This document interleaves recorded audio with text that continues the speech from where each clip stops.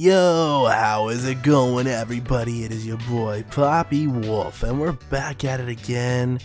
It is I, your sadistic spirit guide Yokai, back at it with another episode of Tokyo Revengers. As you guys can hear, my voice is not amazing. It is currently recovering, so please bear with me. But damn, what an episode, man! There's a lot of stuff in this that we need to talk about.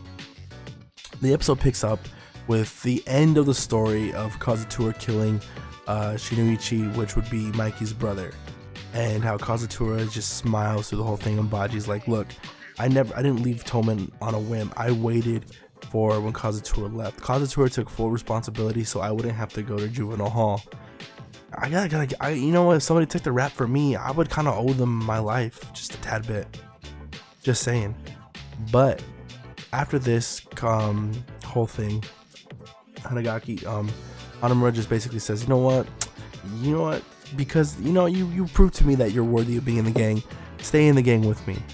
And after that, you're kind of left like, oh shit, so Baji really is gonna, ride or die for fucking Kazutora. The next morning, Kazutora's vice captain Chifuyu is there just on the swing, says, yo, let me holler at you real quick. Takemitchy tells him, like, look, I think Baji really is in Valhalla as a spy.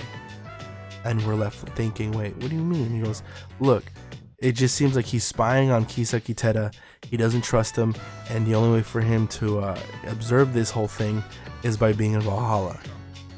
And I'm kind of like, right when this is mentioned, I'm kind of thinking to myself, it's a big leap. I don't know for sure, but okay, I'll allow myself to play with this concept, this idea for a bit. Let's let it roll off.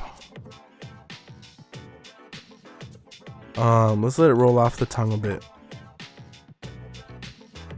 And so while they're kind of like talking it out, they go meet up with Mikey and Draken, and they kind of go to the grave of Shinoichi, and then they're kind of like talking about how, like, even though they knew it's an accident, they knew that it was never meant to go that way, Mikey can't forgive Kazutora.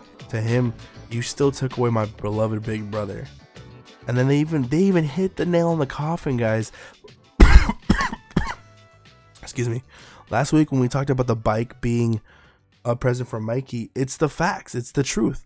The whole bike, that model bike that was customized and being made, it was exactly made for Mikey. That was gonna be the gift for Mikey. So that even hits even harder with everyone thinking like, oh shit, so Kazutora, they didn't even need to steal the bike, really. But okay, but this is one thing I just want to talk about this real quick. Something that's really got me thinking. Who told Kazutora about the bike? Just saying. I just want to play with that concept a little bit, because obviously there's I have a theory that, that Kisaki Teda is a time traveler. I think he time traveled and might have told Kazutora. Keep in mind, he probably would have been younger at this time, but I think he might have. Okay. So as we continue with that little train thought, we know that Mikey holds his bike in high regard, and he really wishes that he could kill Kazutora. He can't stand him. All that being said, gotta give it to Takemitchy. He has the balls to tell both Draken and Mikey that, look, I want to be the head of Toman, and I'm gonna prove it to you guys one way or another. And they both kind of look at him like, all right, we see you hungry, then all right, we'll give you a chance to go eat. And Chifuyu is just kind of like, bro, you're crazy, but I believe in you. I believe in your dream, dude. I'm gonna rock with you, but look, we really gotta investigate this whole case. Like, I'm gladly help you reach the top if you help me investigate Kisaki Teda. So he's like, yo, I got you, say less. They go visit Usanai, and they find out that Usanai met with Teda at a young age. Teda already at that point looks like an adult, but he basically is the organizer. Like, he's not strong, he's not like a good fighter or anything. What makes Kisaki Teda very dangerous is I want to say it's his genius. It's his like genius that makes him very dangerous. And we're kind of seeing that in play when Usanai's like, bro, he's a different monster. I can't explain it. Like, he's the type of person. Like, you know what I'm saying? Like, he doesn't get his hands dirty. He makes people get his hands dirty.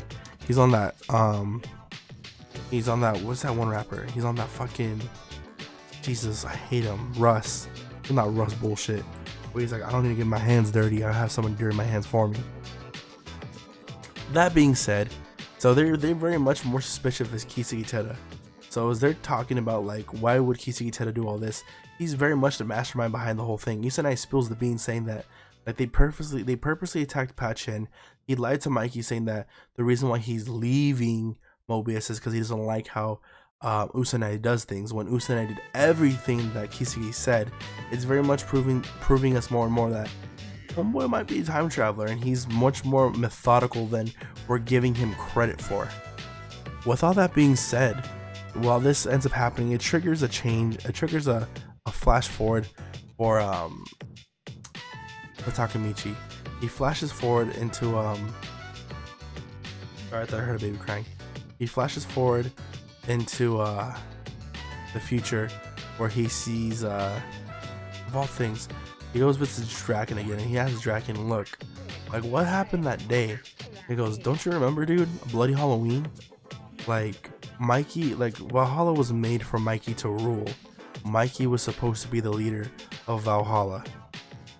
And he's thinking, like, wait, what do you mean? He goes, Valhalla beats us that day. And when Valhalla beats us that day, we ended up losing Mikey. He ends up being taken, and Valhalla absorbs Toman, making it the new Tokyo Majin gang. But what really triggered it that day was the fact that Mikey kills Kazutora that day. On Bloody Halloween is what they're calling it. So that's the new date that they need to prepare for. It's October 31st. That is Bloody Halloween. That is the day that Kazutora will be killed by Mikey, and Mikey will lead Valhalla and merge them with the Tokyo Majin gang. Interesting. And we find out that the plan to be second in command got ruined because of Takemitchy. Interesting. And we're led to believe that maybe if this gets foiled again, Kiseki is going to take a more active role and let him know, like, look, you keep interfering with what I'm trying to do, then I'm going to fuck you up. Just letting you know. Like it's just a very apparent thing.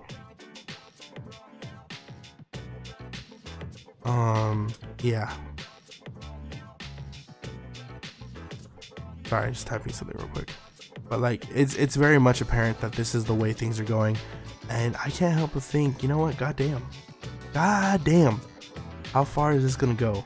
How far can this actually go with the plot between this cat and mouse of, like, who can change the events first and who's gonna change the events for the better between Kiseki and Takemitchy? That being said, that's only in Kiseki really is a time traveler.